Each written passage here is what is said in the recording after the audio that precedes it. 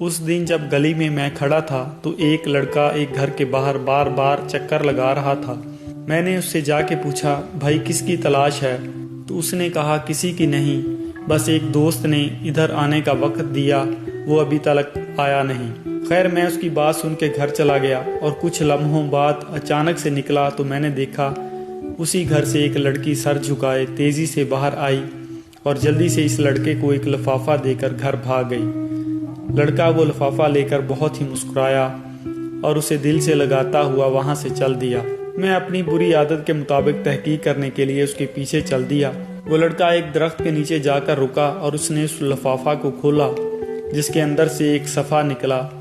اس نے اس صفحہ کو کوئی 3 سے 4 بار چوما اور اپنی آنکھوں سے لگایا اور پڑھنے لگا۔ میں دور سے اس کے چہرے کو اور حرکات کو دیکھ رہا تھا اور اپنی قیاس آرائیوں میں مصروف تھا۔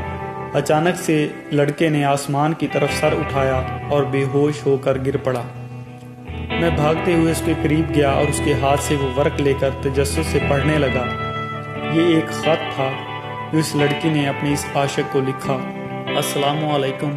اے وہ نوجوان جس نے ابھی اپنی ماں کی گود سے باہر قدم رکھا ہے اور اس کی تربیت پر تھوک ڈالا ہے۔ میں مانتی ہوں تیری سوچ کے مطابق جس محبت کا تو دعوے دار ہے وہ سچی اور پکی ہے، اور تو اس کو پائے تکمیل تک پہنچانے کے لیے وفا بھی کرے گا، کیونکہ اس محبت کا آغاز نظر کے ملنے سے ہوا تھا اور انجام جسم کے ملنے پر ہوگا، کیونکہ میری ماں نے اپنے بیٹے عبدالرسول کو ایک دن کہا تھا، بیٹا یہ نظر ابلیس کے تیروں میں سے ایک ہے، اور جب یہ تیر چلتا ہے نا، اس کی طاقت کبھی کبھی پورے خاندان برباد کر دیتی ہے، اور پھر جب اس کا بدلہ مڑتا ہے تو لفظ عزت بھی سر جھکا کر انسانوں کی بستی سے نکل جاتا ہے۔ لہٰذا اس آنکھ کو صرف اپنے سوہنے نبی صلی اللہ علیہ وآلہ وسلم کے چہرہ اقدس کو دیکھنے کے لیے منتظر رکھنا،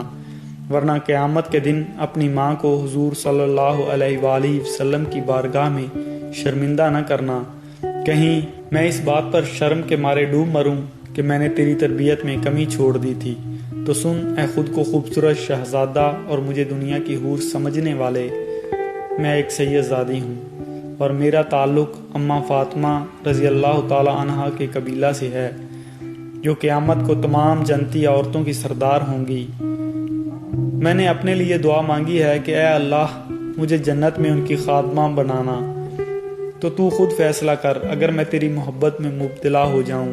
تو خادمیت تو کیا، مجھے جنت کے قریب بھی نہیں آنے دیا جائے گا۔ رہا سوال تو نے جو مجھے کل شام باغ کے اس پیڑ کے نیچے ملنے کو بلایا ہے، میں وہاں بھی آ جاتی، لیکن میں تم سے ایک وعدہ لوں کہ تو اپنی بہن گڈی کو بھی ساتھ لے کر آنا، اور میں اپنے بھائی کو، کیونکہ تیری نظر میں دنیا کی سب سے شریف عورت تیری گڈی بہن ہے، اور میرے بھائی کی نظر میں دنیا کی سب سے شریف عورت میں ہوں۔ اس طرح دونوں مردوں کی غلط فہمی دور ہو جائے گی، اور اس کے بعد جب گاؤں میں یہ خبر پھیلے گی تو کوئی بھائی اپنی بہن کو شریف نہیں سمجھے گا۔ اس طرح آئندہ محبت کرنے والوں پر ہمارا احسان رہے گا کہ یا تو اس گناہ سے ہماری وجہ سے دور رہیں گے یا انہیں ہر طرح کی آسانیاں ہو جائیں گی۔ رات کے تیسرے پہر کوئی بھائی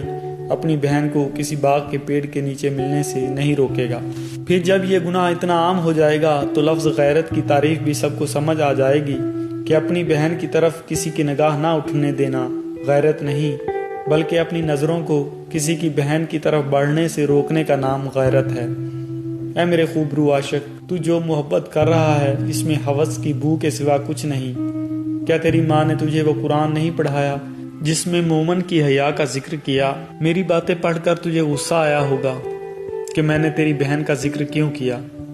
لیکن ایمان کی بات ہے، ہر باپ یا بھائی کی یہ کیفیت ہی ہوتی ہے۔ اگر ایسا ہونا کہ اپنی بہن کے علاوہ کسی بھی عورت کو شریف نہ سمجھنا یہ گندی سوچ اور تربیت کا نتیجہ ہے، کیا تو نے حضرت علی رضی اللہ تعالیٰ عنہ کا یہ فرمان نہیں پڑھا، اپنی سوچ کو پانی کے قطروں کی طرح صاف رکھو، کیونکہ جس طرح پانی کے قطروں سے دریا بنتا ہے اس طرح سوچ سے ایمان بنتا ہے۔ کیا تیرے پاس جو ایمان ہے وہ دکھلاوے کا ہے؟ میں تجھے تبلیغ نہیں کر رہی، بس اتنا بتا رہی ہوں کہ تیری بہن گڈی جو کہ میری دوست ہے، اس کو بھی ایک تجھ جیسے بے ایمان اور راہ بھٹکے نوجوان نے خط لکھا اور اسی پیڑ کے نیچے بلایا، لیکن عین اسی وقت جبکہ میں تجھے خط دے رہی ہوں۔ تیری بہن نے بھی اسے خط دیا اور اسے اس کی محبت کا جواب دیا کہ وہ اس سے محبت کرے گی انہی باتوں اور شرائط کے ساتھ جو میں تجھے لکھ رہی ہوں۔ اگر تجھے یہ سب میری باتیں منظور ہیں تو جا کر گڈی کو بھی ایسا کرنے کی اجازت دے دے جو تو مجھ سے چاہتا ہے، کیونکہ اس لڑکے کو بھی میں نے ہی یہ الفاظ گڈی سے لکھوائے ہیں، اور اگر میں ایسا نہ کرتی تو وہ لڑکا بھی راہ راست پر نہ آتا اور تیری بہن بھی گمراہ ہو چکی ہوتی۔ اب آخری دو باتیں جن کا تو اپنے اللہ سے وعدہ کرنا۔ تو نے مجھ پر بری نظر ڈالی تو تیرے لیے اللہ نے یہ مکافات عمل والا سبق پیدا کیا، اور میں نے تیری بہن کو بری راہ سے بچایا، اس لیے میں بھی اللہ کی عطا کردہ ہمت سے تیری گمراہی اور اللہ کی ناراضگی والے جال سے بچ گئی ہوں۔ اب اگر میرا تیری بہن پر احسان ہے تو اس کو بھول کر اپنی گناہ کی ضد پر قائم رہنا چاہتا ہے تو اس دفعہ یاد رکھنا اللہ نے تجھے 4 بہنیں اور 1 ماں دی ہے۔ میں بھی اللہ سے دعا کروں گی کہ اللہ تجھے اور تیرے گھر والوں کو گمراہی اور ایسے گناہ سے بچائے، اور تو بھی اللہ سے توبہ کر۔ یہ میرا پہلا خط ہے جس میں میں اعتراف کرتی ہوں کہ میں اللہ سے، اس کے حبیب صلی اللہ علیہ وآلہ وسلم سے پیار کرتی ہوں، مگر جس چیز کی تو دعوت دیتا ہے یہ میرے نبی پاک صلی اللہ علیہ وآلہ وسلم کی سیرت میں ہوتی تو میں اس پر عمل کرتی، اور اگر ایسا عمل اور اس کی مثال اماں فاطمہ رضی اللہ تعالی عنہا کی زندگی میں ملتی تو میں اس پر عمل کرتی، اور اگر ان کی زندگی میں نہیں اور میری اور تیری والدہ کی زندگی میں ایسی ایک نہیں 1000 مثالیں بھی ہوتی تو بھی تو مجھے ہرگز اس دعوت کا قبول کرنے والا نہ پاتا۔ اللہ تیری بہنوں اور میری عزت کی حفاظت فرمائے۔ والسلام۔ اللہ کی بندی، تیری ماں، بہن، بیوی اور بیٹی کی عزت تیرے ہاتھ میں ہے۔ اگر ابلیس پھر بھی تجھے ورگلانے میں کامیاب ہو گیا تو جان لے تو نے لوگوں کو اپنے گھر زنا کی دعوت دے دی، اور دنیا کے بازار میں اچھا برا سب ملتا ہے۔ تیری مرضی ہے، برائی کے بدلے برائی لے یا نیکی کے بدلے نیکی لے، کیونکہ جیسا سکہ ویسا سودا،